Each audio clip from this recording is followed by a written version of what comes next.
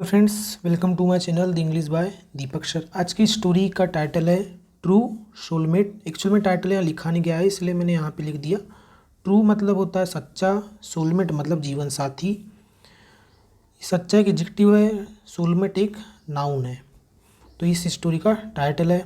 वैसे आज की स्टोरी में बहुत सारे जो न्यू वर्ड्स, अच्छे वर्ड्स आपको देखने को मिलेंगे, तो प्लीज़ इन्हें नोट डाउन करें। और आपकी एग्ज़ाम्स में भी, कोई भी आप कॉम्पिटिटिव एग्ज़ाम की प्रिपरेशन कर रहे हैं, एसएससी हो, बैंक हो, या अदर कोई एग्ज़ाम हो, तो उसमें भी ये वर्ड आपके लिए बहुत ही यूज़फुल होंगे। और 100% की ये वर्ड आपको एग्ज़ाम्स में देखने को मिलेंगे, क्योंकि ये बहुत ही एडवांस वोकेबलरी है। तो प्लीज़ इन्हें टेक डाउन करना ना भूलें। तो कंटिन्यू करते। इन अ बेरन डेजर्ट टाउन, इन मतलब में, तो एक बेरन यानी बंजर, बंजर डेजर्ट मतलब होता है रेगिस्तान, तो बंजर रेगिस्तान टाउन, बंजर रेगिस्तान वाला जो शहर है वहाँ पे या उसमें, वेयर जहाँ पर द सन, जहाँ पर द सन जो सूर्य था, डिप्ड इनटू, डिप का मतलब होता है कि डूबना, डूबा, डूबता था इनटू द होरिजोन, होरिजोन मतलब होता है कि ऐसी क्षैतिज, जैसे सन इधर से निकलेगा तो इधर से ऐसे जाते जाते ऐसे होरिजोन होता है ना, तो यहाँ क्षैतिज, तो इस कंडीशन को होरिजोन कंडीशन बोलते हैं, क्षैतिज।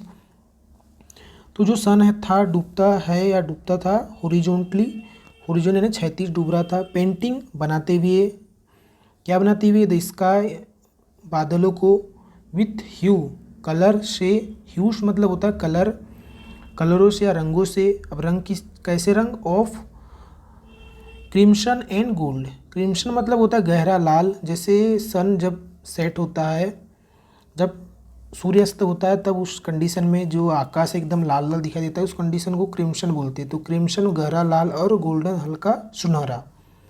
तो गहरा लाल और गोल्डन सुनहरा के जो कलर के साथ जो है आकाश को पेंटिंग करते हुए सूर्य क्या हो रहा था, हॉरिजॉन्टल यानी क्षैतिज डूब रहा था, अंदर जा रहा था। तो ऐसी कंडीशन थी। तो उस कंडीशन को दर्शाते हुए फिर कंटिन्यू करते हैं। लिव्ड रहती थी अ टिमिड गर्ल, टिमिड का मतलब होता है डरपोक, इसके लिए एक वर्ड होता है कोवर्ड, कोवर्ड मतलब भी डरपोक बोलते हैं, जिसमें बहुत डर भरा हो।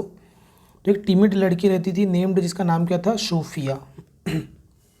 सी वॉज अ वॉल फ्लावर, वह थी एक वॉल फ्लावर, वॉल फ्लावर का मतलब होता है ऐसी लड़की या लड़का जो बहुत मतलब अपने आप को दूसरों से अलग रखे। जैसे स्कूल में भी रहते जो सोशल या स्कूल के फंक्शन में पार्टिसिपेट नहीं करेंगे, दोस्तों से ज़्यादा मिलजुल के नहीं रहेंगे, अकेले ही रहेंगे, अकेले ही अपने आप में खुश रहेंगे, वो किसी से ज़्यादा बोलना नहीं, साय, बहुत बहुत ही शर्मीले, उस टाइप के लोगों को वॉल फ्लावर कहा जाता है। तो सी वॉज वॉल फ्लावर मतलब दूसरों से अपने आप को अलग रखती थी और दूर से ही सीखती थी कोई भी चीज़। ऑलवेज अक्सर ऑब्जर्विंग, ऑब्जर्व निरीक्षण करती थी, लाइफ जीवन को, फ्रॉम अ डिस्टेंस दूरी से, एकदम दूर से, तो ज़्यादा लोगों से मिलना जुलना नहीं। अफ्रेड और डरी हुई थी, सी डरी हुई थी, टू टेक अ चांस लेने से, एक चांस मतलब तो इसे एक मौका होता है, लेकिन चांस से मतलब यहाँ पे एक करेज, एक मतलब करेज पूर्ण काम, जैसे कोई ऐसे काम में जिसमें साहस की ज़रूरत हो, उस कंडीशन के लिए चांस यूज़ किया गया। तो किसी भी चांस को लेने से वो डरती थी। यदि ग्रामर की बात करें तो यहाँ पे तो जो सेंटेंस है, जैसे तो यहाँ पे जो सेंटेंस ये लिखा है, तो अ टिमिड गर्ल यहाँ पे सब्जेक्ट है, इसकी वो इससे पहले लिखी गई है लिव्ड है, क्योंकि यहाँ पे इन्वर्जन लगा। इन्वर्जन क्या होता है, इन्वर्जन, इन्वर्जन में सब्जेक्ट की वर्ब सब्जेक्ट से पहले लिखी जाती है, तो लिव्ड इससे पहले लिखी गई है। वो सेंटेंस लिखा सिंपल पास्ट टेंस में। नेम्ड एक क्या है, पास्ट पार्टिसिपल है, सोफिया इसका ऑब्जेक्ट हो गया। अच्छा, नेम्ड यहाँ पे पास्ट पार्टिसिपल नहीं, पार्टिसिपल प्रीपोजिशन कहलाएगा, क्योंकि इसके बाद में नाउन आ गया तो इसका ऑब्जेक्ट हो जाएगा।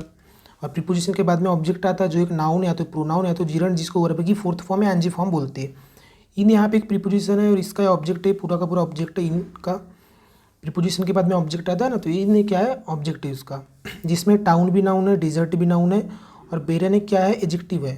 इसका मतलब बंजर होता है, और एक आर्टिकल है। आर्टिकल आया तो कॉमन सी बात है, इसके बाद में नाउन आएगा ही। अच्छा, जो डेजर्ट होता है इसका मतलब जब वर्ब की तरफ फंक्शन करते, जब एक वर्ब का फंक्शन करता है तो इसका मतलब होता है त्यागना, किसी चीज़ का उपेक्षा करना, उस चीज़ को छोड़ देना, डेजर्ट का मतलब होता है। इसको होमोनिम्स कहा जाता है, ऐसे वर्ड को जो अलग अलग पार्ट ऑफ स्पीच में अलग अलग मीनिंग देते हैं। जैसे कि आपने सुना होगा वांट, वांट का मतलब चाहना होता है, लेकिन जब ये वर्ब का फंक्शन करता है तभी इसका मतलब चाहना होता है। जब एक नाउन का फंक्शन करता है ये, तो इसका मतलब होता है कमी। जैसे there is want of money, जैसे पैसों की कमी, तो वांट का मतलब कमी होता है जब नाउन का फंक्शन करता है। सेंटेंस है ना, जैसे सेंटेंस, सेंटेंस का मतलब होता है वाक्य। जब एक नाउन का फंक्शन करता है तब इसका मतलब वाक्य होगा, लेकिन जब यही एक वर्ब का फंक्शन करता है तो इसका मतलब हो जाता है सजा देना, किसी को पनिश करना हो जाता है। तो इनको होमोनिम्स कहा जाता है। किसी दिन डिस्कस करेंगे, बहुत सारे वर्ड्स हैं ऐसे। इससे भी आपकी इंग्लिश बहुत ही ईजी हो सकती है, आपको आसानी हो सकती है ट्रांसलेशन और सही अर्थ समझने में। होमोनिम्स पता रहना चाहिए ताकि आप सही अर्थ ले सको, उस सेंटेंस का फाइंड आउट कर सको। वन डे, एक दिन, while wandering through the market, एक दिन जब घूमते हुए। वॉन्डर का मतलब होता है घूमता है, यहाँ पे ओ रहता है तो उसका मतलब होता है, जैसे एक ही जगह ओ रहता है तो वहाँ पे आश्चर्यचकित हो जाता है उसका मतलब। और ये वॉन्डर, इसके लिए एक वर्ड होता है रोम, ये आर है, रोम। रोम मतलब भी घूमना ही होता है। तो एक दिन जब घूम रही थी, थ्रू द मार्केट, मार्केट से होते हुए, Sophia stumble upon, stumbled upon एक फ्रेजल वर्ब है, इसका मतलब होता है अचानक से किसी से मिलना या अचानक से टकराव होना, आमने सामने मिल जाना, उस कंडीशन को बोलते। तो सोफिया जो है स्टम्बल अपॉन यानी उसका टकराव हुआ या उसे अचानक से मिला। क्या मिला? एक अबंडेंट बुके ऑफ फ्लावर्स, फूलों का गुलदस्ता। अबंडेंट और गुलदस्ता कैसा था? अबंडेंट मतलब होता है कि प्रचुर, प्रचुर मतलब गुलदस्ता, एकदम भरा हुआ गुलदस्ता फूलों का, फूलों का भरा हुआ गुलदस्ता एक, तो उसे मिला या उससे मतलब उसकी नज़र पड़ी उस पर। तो सेंटेंस लिखा सोफिया स्टम्बल अपॉन, सेंटेंस लिखा सिंपल पास्ट टेंस में, जिसका फॉर्मूला क्या होता है? सब्जेक्ट, V2 और ऑब्जेक्ट। तो ये तो हो गया सब्जेक्ट, जो एक नाउन है, प्रॉपर नाउन है, इसका पहला लेटर कैपिटल है, और एक नाम है, किसी व्यक्ति का नाम प्रॉपर नाउन होता है, किसी प्लेस का नाम प्रॉपर नाउन होता है, किसी चीज़ का नाम प्रॉपर नाउन होता है।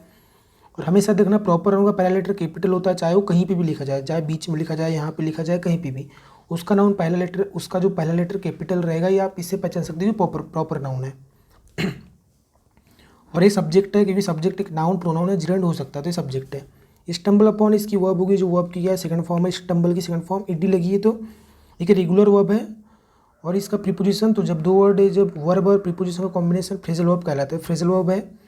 और एन अपेंडन बुकी, इसका क्या हो गया? ऑब्जेक्ट हो गया। एन आर्टिकल है, आर्टिकल के पद में नाउन आएगा ही, तो बुके नाउन हो गया। और इसकी विशेषता बताने के लिए एडजेक्टिव है जो अबेंडेंट है। अबेंडेंट मतलब होता है प्रचुर या भरा हुआ, एकदम अच्छे मात्रा में। एक वर्ड होता है एम्पल, इसका सिनोनिम है। एम्पल मतलब भी होता है पर्याप्त, एक होता है इनफ, या एक होता है एफिशिएंट, है ना। तो इन वर्ड ये इसके सिनोनिम हो गए। ऑफ प्रीपोजिशन है, सिंपल प्रीपोजिशन है। प्रीपोजिशन के 4 टाइप होती है, उनमें से एक सिंपल है। और इसका फ्लावर्स, इसका क्या हो गया? ऑब्जेक्ट हो गया, जो एक नाउन है। कैसे पता नाउन है? क्योंकि इसका प्लूरल बना है। प्लूरल हमेशा नाउन का ही बनता है, फिर किसी चीज़ का नहीं बनता। एमिडिस्ट द वाइब्रेंट कलर, एमिडिस्ट मतलब के बीच, एक प्रीपोजिशन है। एक होता है एमिड, एक होता है एमिड और एक होता है एमिडिस्ट। दोनों का जो कॉमन यूज़ होता है, मतलब सेम यूज़ होता है, पर थोड़ा सा डिफरेंस रहता है। इसका जो यूज़ है जब एक अनप्लेजेंट सिचुएशन हो, मतलब जहाँ पे एकदम शोरगुल हो, जहाँ पे एकदम मतलब उथल पुथल वाली सिचुएशन में एमिडिस्ट का यूज़ होता है। और एमिड का यूज़ जो होता है शांति अवस्था में, उस कंडीशन में एमिड का यूज़ होता है। दोनों का मतलब होता है के बीच में या के मध्य में। तो एमिडिस्ट वाइब्रेंट कलर, वाइब्रेंट यानी चमकीले भड़कीले, जिन पे नज़र इकट्ठे जाए, वैसे कलर्स। तो वाइब्रेंट जो कलर थे, इसके बीच में सी नोटिस, उसने नोटिस की, क्या नोटिस की? एक हैंडसम स्ट्रेंजर, एक जो था सुंदर अजनबी को उसने नोटिस की। अजनबी जो who couldn't take his eye off her, जो नहीं कर सका टेक ऑफ हिज आई, अपनी आँखों को, टेक ऑफ मतलब नज़रें हटाना, अपनी आँखें नहीं हटा सका या अपनी नज़रें नहीं हटा सका उस पर से, लड़की पर से, मतलब जो स्ट्रेंजर था उसे भी लड़की पसंद आई कुल मिला के। हिज कैंडिड स्माइल, कैंडिड का मतलब होता है स्पष्ट, क्लियर, क्लियर या साफ, है ना। तो उसकी जो candid smile caught her attention, तो उस चीज़ ने उसका, जो लड़की का है, ध्यान केंद्रित कर लिया अपनी ओर, खींच ली, पकड़ ली, उसका ध्यान पकड़ लिया, खींच ली अपनी तरफ। कैच की सेकंड फॉर्म है, कैच यानी पकड़ना होता है, पर यहाँ पे इसका मतलब दूसरा मीनिंग निकलेगा, क्योंकि केच यहाँ पे एक कौन सी वर्ब है, एक स्टेटिव वर्ब है। स्टेटिव वर्ब है इसलिए इसका मीनिंग भी यहाँ अलग निकलेगा, क्योंकि कारण बन रही है किसी दूसरे का हंसने का, इसलिए स्टेटिव वर्ब हो रही है। तो यहाँ पे इसका मतलब हो जाएगा कि आकर्षित करना या ध्यान खींच लेना, तो ध्यान को खींची उसने, ठीक है। उसकी मतलब इस्माइल ने वो लड़की का ध्यान अपनी ओर अटेंशन खींची। एंड और फॉर द फर्स्ट टाइम, और पहली बार के लिए, यानी पहली बार सोफिया फील्ड, सोफिया ने फील की सेकंड फॉर्म है, फील की सेकंड फॉर्म है, ओके।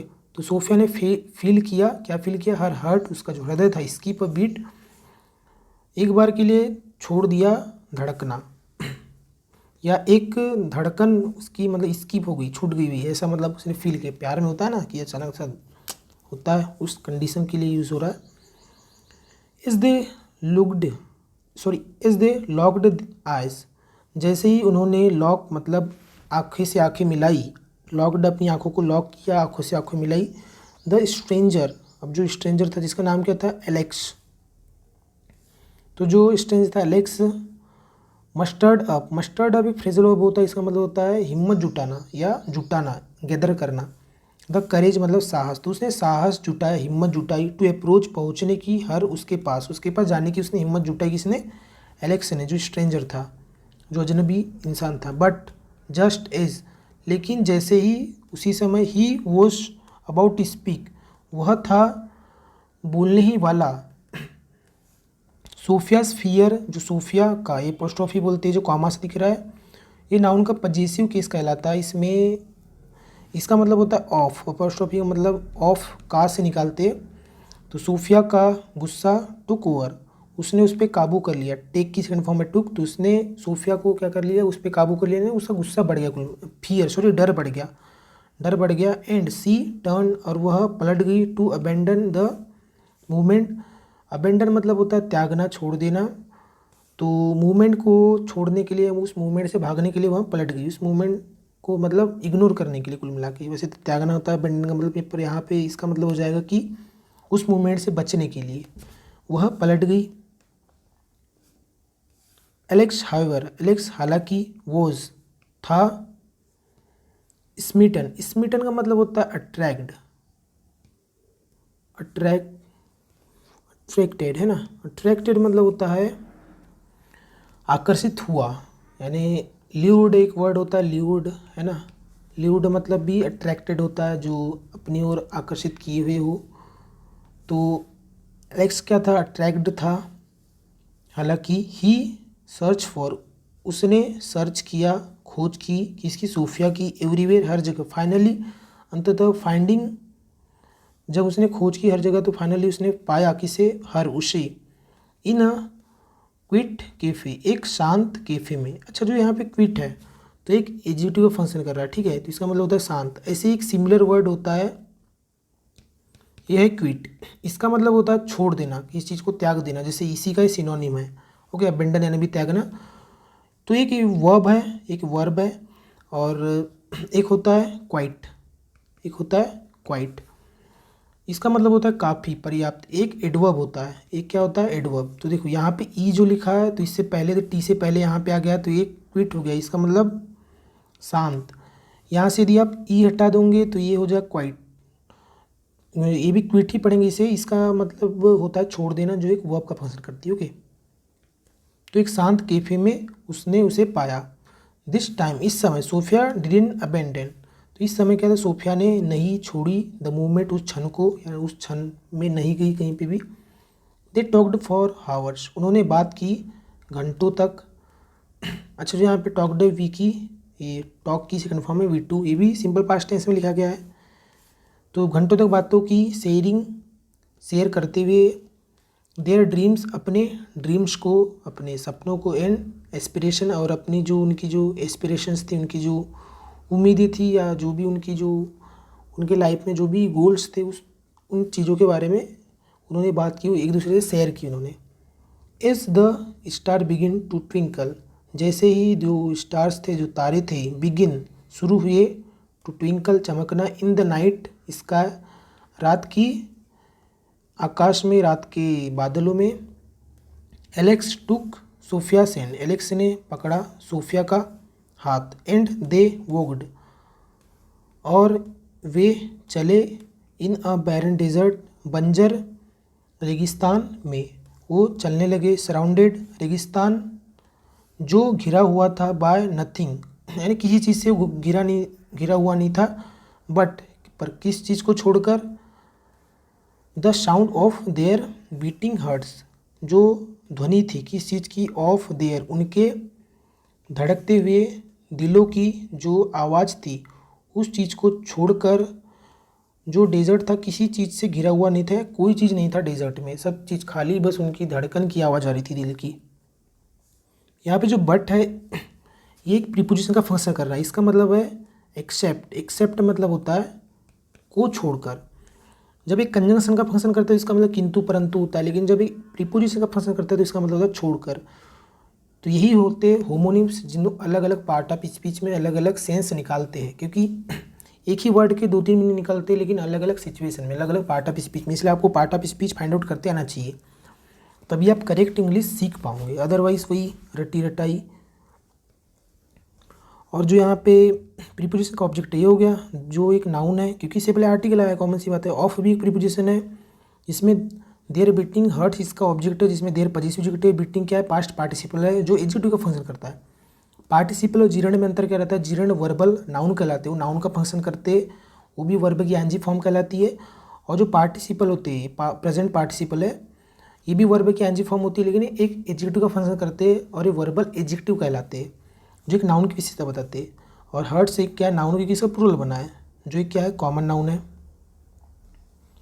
इन दैट मोमेंट, उस क्षण में, सोफिया न्यू, सोफिया जान गई, सी हेड फाउंड, वह पा चुकी है, हर सोलमेट, उसका जीवन साथी, एंड और देयर लव, और उनका जो प्यार है, वुड फ्लरिश, वो पनपेगा। फ्लरिश का मतलब होता है पनपना, जैसे फूलों का खिलना, पनपना होता है ना, उस कंडीशन को फ्लरिश बोलते हैं। पर यहाँ पे उनका जो प्यार है, वुड अच्छा होगा, फ्लरिश होगा, पनपेगा, इन द मोस्ट एक्सपेक्टेड वे, सबसे अधिक अनएक्सपेक्टेड, जो जिसकी उम्मीद नहीं की जा सकती, उस तरीके से उनका जो लव है वो फ्लरिश होगा, या आगे चलकर वो उस टाइप से होगा। इस कंडीशन में यूज़ हुआ है यहाँ फ्लरिश, तो आगे चलकर उनका प्यार मतलब बहुत अच्छा होगा, ऐसा बोला जा सकता है।